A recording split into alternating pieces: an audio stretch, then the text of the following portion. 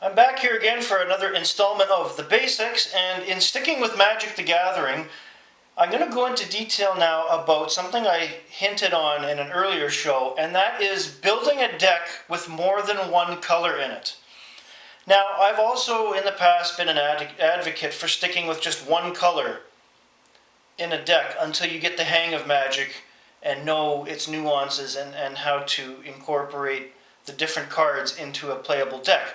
But today I want to tell you about a multicolored deck and how it works. So let me show you. Now, out of all the decks I have made up, in my deck box here I have about 6 playable decks made up. Only one is made up of more than one color. And this is my combination black and red deck. And it also contains a fair number of the multicolored gold type cards, as well as a multicolored land card. Well, I have multiple. When you're building a multicolored deck, you really have to think about what you want your deck to do in gameplay. Now, that being said, this is no ordinary multicolored deck. In this red-black deck, not only do I have a fair amount of the gold multicolored cards, but I have a lot of artifact cards. I'm not going to show you every part of this deck because I don't want you to know what's in there. That's for me to know and you to find out. Ha ha ha. But I will explain to you how to put together a decent multicolored deck with 2 colors as well as other things.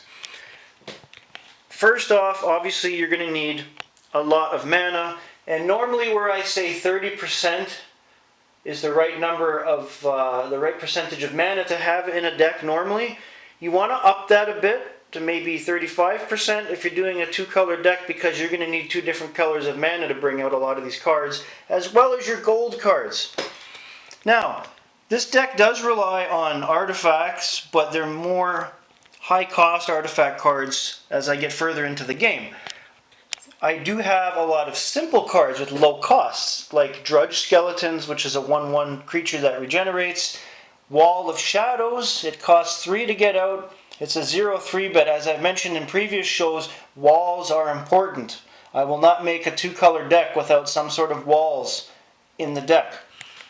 I also have lava bursts and things that deal with volcanoes, lightning, and fire. This is a combination red-black deck that is built on death and fire, so there's a lot of lightning, a lot of skeletons, skulls, things like that. I do have the occasional multicolored goblins. And this deck actually took me a long time to put together compared to the single color decks. And I actually confirmed some of the cards with some deck building tips I found on the internet, because even I have problems putting together a 2-color deck. And believe it or not, they were the ones that suggested to use more artifacts than multicolored cards. I have used this deck already a couple times in play, and it did work. So when you're building a 2-color deck, don't just listen to one person, i.e. me. Get many opinions, but make sure that when you're building your 2-color deck, the 2 main colors you're using mix well together. Black and red is a natural mix, but say black and blue, not always the best thing, or say white and black, because they're way too opposite and it's too much pain and agony to try to put together a white and black deck.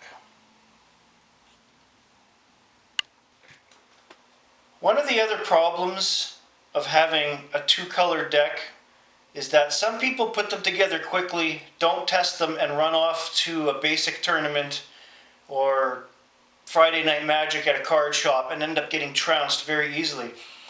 The best piece of advice I can give you when you're building a 2-color deck, especially if you have artifacts in there as well, test it out with your friends, or if you can't make time with your friends to test it out, and this is going to sound strange, but I have seen examples of this on the internet as well.